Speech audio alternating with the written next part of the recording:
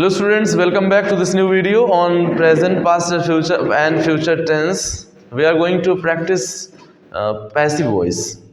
So एक sentence यहाँ पे है, he gives me a balloon.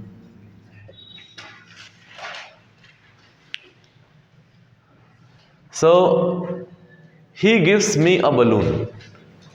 वो मुझे एक बलून देता है. सबसे पहले ये ध्यान देना है आपको कि ये सेंटेंस एक्चुअली हिंदी में क्या कह रहा है, और ये सिर्फ सुनना नहीं है, इसको ध्यान से सोचना है कि जो वर्ड्स हैं वो क्या बोल रहे हैं और उसे पैसिव में हम कैसे बोल सकते हैं. यहाँ पे लिखा हुआ he gives me a balloon, वो मुझे एक बलून देता है.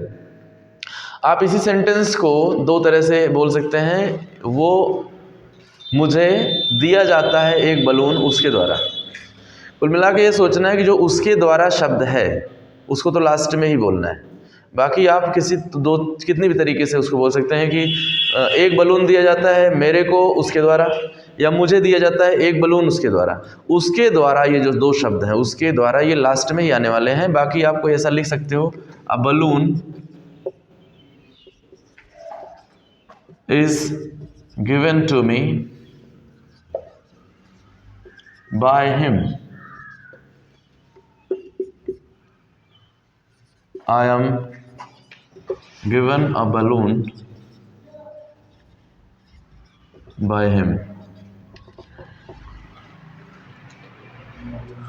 So इसमें जो चेंजेस हुआ है, अगर हम टेबल से देखते हैं तो जो ऑब्जेक्ट है उस सब्जेक्ट की जगह पे आ गया है, और यहाँ पे जो मी है यानी कि उसने मुझे दिया, तो इसको भी आप पहले लिख सकते हैं I am given a balloon by him. तो ऐसे में जैसे कि मुझे एक बलून दिया गया था तो I was given a balloon, I was requested to come, मुझे बुलाया गया था. आई वॉज इन्फॉर्म्ड, मुझे इन्फॉर्म किया गया था. I did not come myself, मैं खुद नहीं आया. I was informed to come, I was asked to come, मुझे बोला गया था आने के लिए. तो आप आई वॉज से भी सेंटेंस, आई एम से भी सेंटेंस स्टार्ट कर सकते हैं. इसमें ज़्यादा सोचने की बात नहीं है, खाली ये सोचना है कि जो लास्ट का जो बाय हिम है उसमें कोई डिस्टर्बेंस नहीं होना चाहिए. यानी उसके द्वारा जो शब्द शुरू में था सब्जेक्ट हुआ वो लास्ट में ही जाने वाला है बाय के बाद. तो अभी एक सेंटेंस लेते हैं, जैसे कि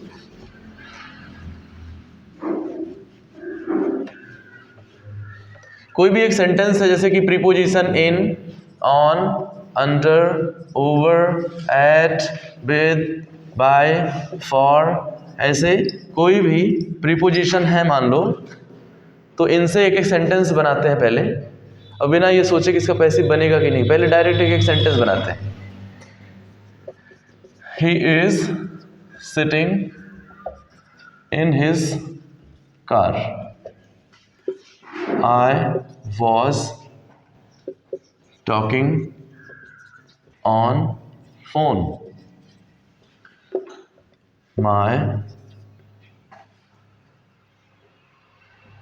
My sister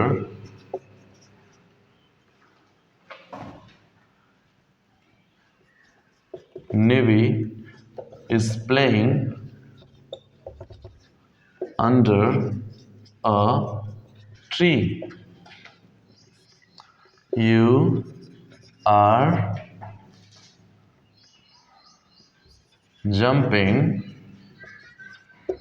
over a bike.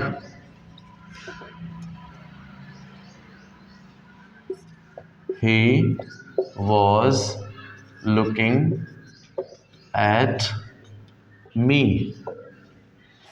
We are with you.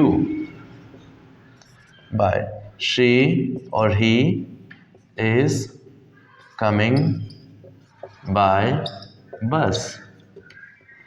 You are doing hard work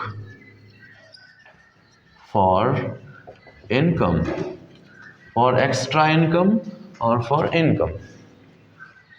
ये जितने भी सेंटेंस लिखे हैं इस तरह के सेंटेंसेस को एक्टिव वॉइस में ही बोलने को सही रहता है, और इसे घुमाने फिराने और पैसिव में बोलने की कभी ज़रूरत भी नहीं पड़ती, ना आपको कभी ट्राई करना चाहिए। ऐसा इसलिए कह रहा हूँ कि इसमें जहाँ भी हेल्पिंग वर्ब दे रहा, सॉरी, ये जो प्रीपोजिशन दे रहा है उसकी वजह से सेंटेंस अपनी सही अवस्था में उसको ज़्यादा डिस्टर्ब नहीं करना है। आपको हर काम फार्मूले और नियम और शर्तों से करने हैं, ये बात आपको ध्यान रखना है। यहाँ पे लिखा हुआ है he is sitting in his car. अब वो इस एक कार में, उसकी कार में बैठा हुआ है, तो उसके द्वारा बैठा जाता है उसकी कार में। ऐसा हर सेंटेंस को लेके एक सवालिया निशान नहीं होना चाहिए कि इसका पैसिव क्या बनेगा। आपको ज़्यादा इन बातों पे ध्यान नहीं देना चाहिए। जहाँ पे पैसिव बनना रहेगा उसका सेंटेंस का फॉर्मूला रहेगा ही, उसमें प्रीपोजिशन आपको नहीं मिलेगा देखने को, और मिल रहा है तो ऐसा मिलेगा कि आराम से सेंटेंस ट्रांसलेट हो रहा है। जैसे कि ही cuts N orange into 2 pieces, वो एक ऑरेंज को 2 पीसेस में डिवाइड कर रहा है, तो वहाँ पे इनटू है, लेकिन वो शुरू में नहीं है कि स्टार्टिंग में ही हो कि N orange is under the table. तो अब इज अंडर द टेबल, एक ऑरेंज है इन द प्लेट, अब प्लेट में ऑरेंज है, उसको कैसा उल्टा करके बोलोगे? ऐसा कभी कभी क्या होता है कि हम लोग सोचते हैं इसका पैसिव क्यों नहीं बन रहा है। जो एक्टिव का पैसिव बन सकता है उसका पहले ट्राई करो, जिसका नहीं बन सकता उसमें दुनिया भर का सेंटेंस फ्रेमिंग और दिमाग वेस्ट मत करो। तो ऐसे में जब मेन जो एक प्रीपोजिशन होता है वो सेंटेंस के बीच में ज़्यादातर स्थिति दिखा रहा होता है, अपनी सब्जेक्ट के बाद के आसपास वहीं रहता है, या कहीं ऐसी जगह रहता है जहाँ पे ऑब्जेक्ट क्लियर ना हो। जैसे उस सेंटेंस का कुछ ऑब्जेक्ट समझ में ही ना आ रहा हो, जैसे कि वह एक पत्र लिखता है और वहाँ पे ही राइट्स अ लेटर, तो वो एक पत्र है ना, वो क्लियर कट है कि हाँ एक पत्र है। अब एक पत्र है, ऑब्जेक्ट भी है, ऑब्जेक्ट इसका एकदम क्लियर है कि वो एक पत्र लिखता है। अगर कहा जाए कि वो मिठाई बांटता है, तो इसमें मिठाई जो शब्द है वो ऑब्जेक्ट है और वो स्पष्ट रूप से बोला जा रहा है। अब अगर वो कहा जाए कि वह कॉपी में लिखता है, तो यहाँ पे एक क्रिएट होगा मामला कि कॉपी से पहले में क्यों आ गया। यहाँ पे जो में आया उसने सेंटेंस को एक्चुअली हिला के रख दिया। उस सेंटेंस में प्रीपोजिशन की वजह से बड़े लफड़े क्रिएट हो जाते हैं, ठीक। तो आप उसको घुमा के बोलने में समस्या होती है, और ऐसे में आप प्रीपोजिशन की दलील दे सकते हैं कि यहाँ पे प्रीपोजिशन गलत जगह पे है, इसलिए इसका पैसिव नहीं बन पाएगा और ज़रूरत भी नहीं है उसको पैसिव बनाने की। जैसे अगर कोई भी सेंटेंस इजीली आप कह सकते हैं ट्रक, वो ट्रक चलाता है, तो ये हो गया ट्रक उसके द्वारा चलाया जाता है। वह 2 घंटे से ट्रक चला रहा है, ये आप पैसिव आप देख रहे हैं कि प्रेजेंट में बीन आ रहा है और प्रेजेंट का परफेक्ट कंटिन्यूअस है, तो उसके द्वारा ट्रक चलाया जा रहा है 2 घंटे से। तो आप ऐसा भी बोल सकते हैं, बट इसको ऐसा बोलने की ज़रूरत नहीं होती, इसलिए कई सारे टेंस ऐसे हैं जिनका पैसिव चेंज नहीं होता है।